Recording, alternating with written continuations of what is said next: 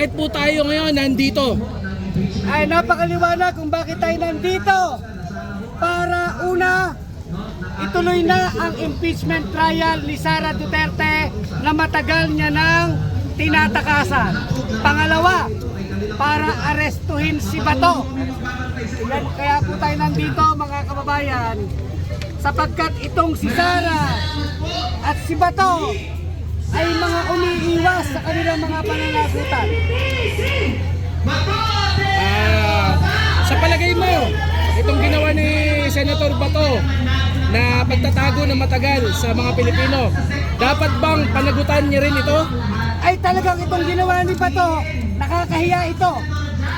Bukod sa napakaduwag niya, at ang kanyang tapang ay ang tapang ni Bato ay nawala sa bahagang buntot.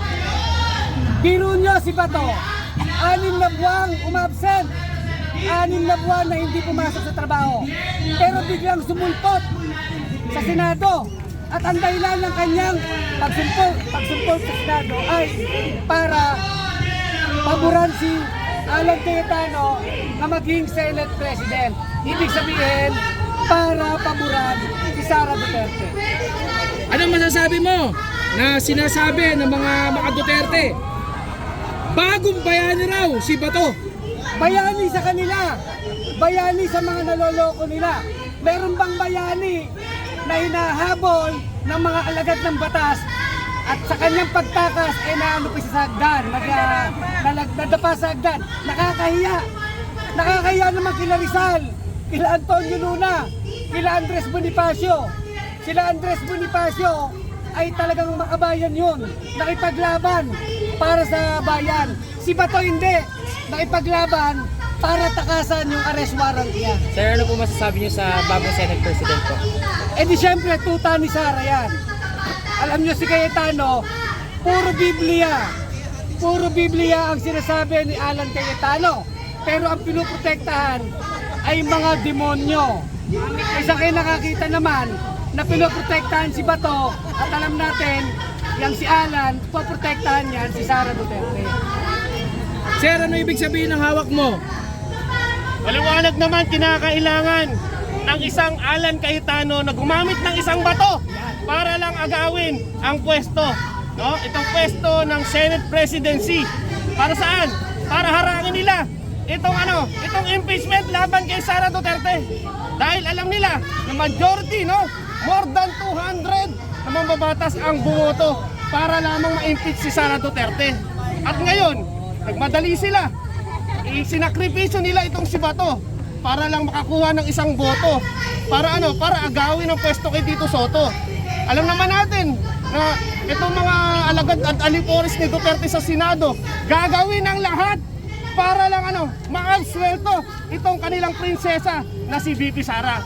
Kaya tatandaan nyo ito mga kababayan, maging mapagmatsyag po tayo.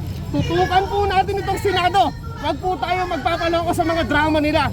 Dahil ang kanilang trabaho sa impeachment trial ay maging hurado. Hindi sila abogado ng akusado na si Sara Duterte.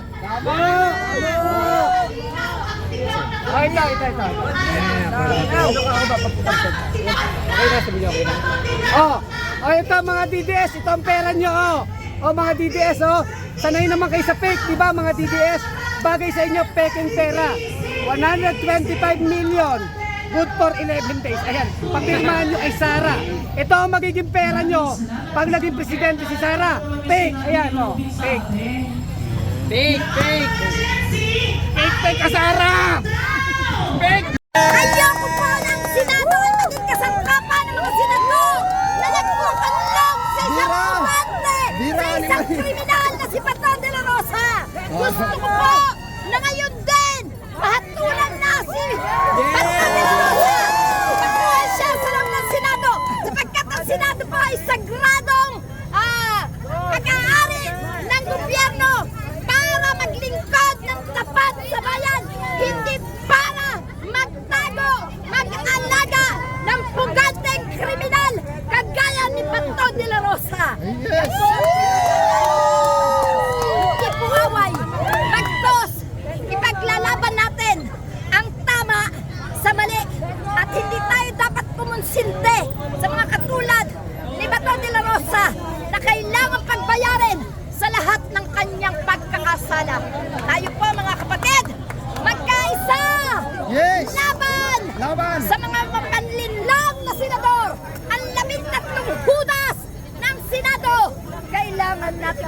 bigyan ng leksyon. Yun. Salamat mga Okay, thank you.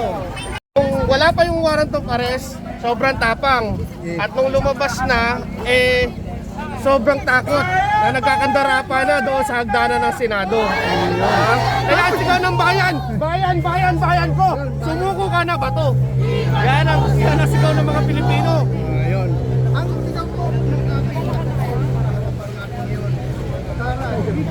at sa hapon ng kanyang kurakot. Kaya na mga kababayan, Sara Litisin Bato.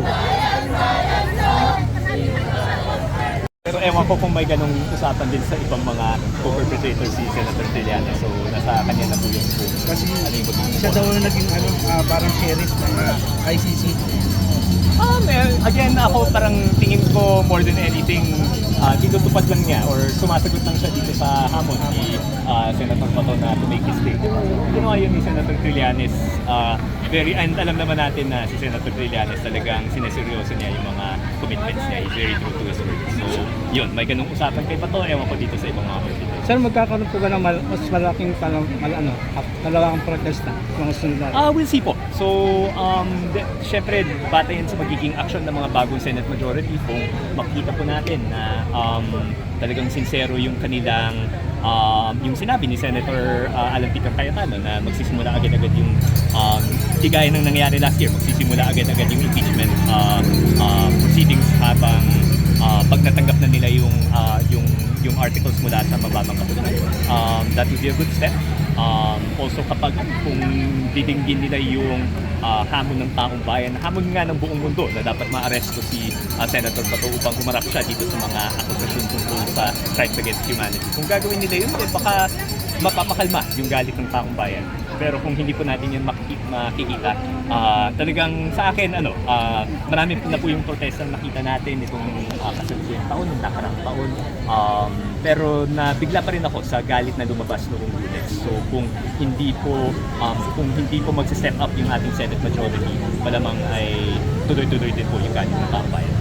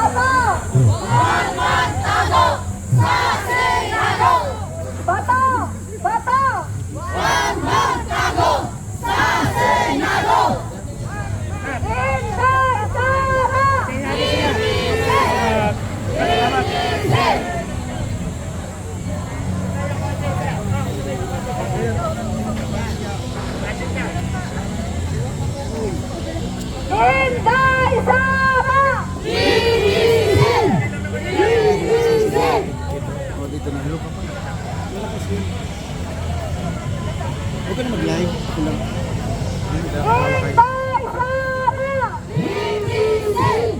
Litisin! Magnanakaw! Si Sara! Ulira! Grabe ang sigaw nila dito. Alam ka Ulira? Oo!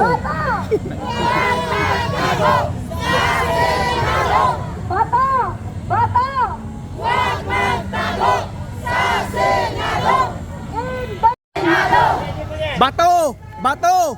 Uplok! Oo. Bato! Uplok! Alam to, uplok, oo. Oo. Litisin! Si Bato! Bato, pisot daw, pisot. Ayan na, sila ay papunta na ko ng guys, Senado.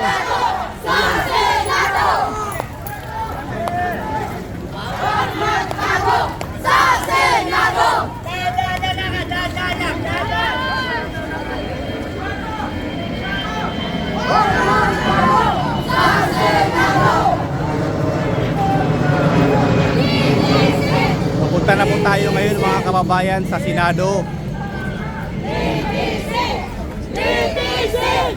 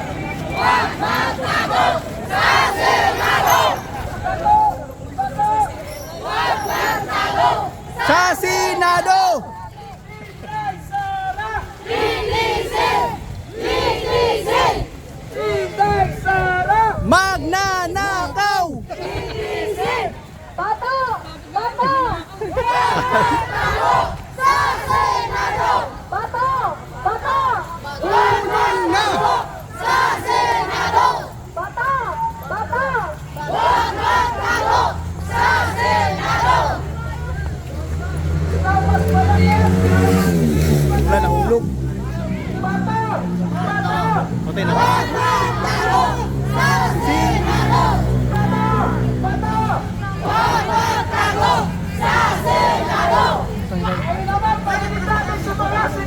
Oo, sige, sige. Magnanakaw! Magnanakaw!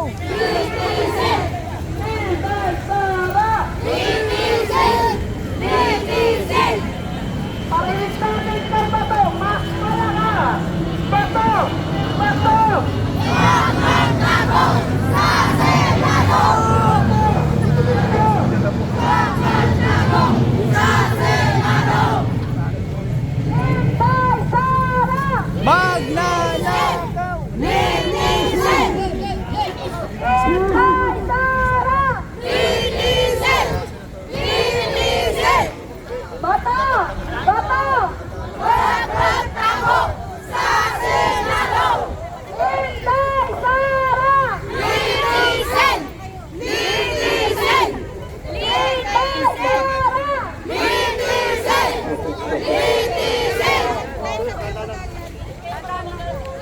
Bata!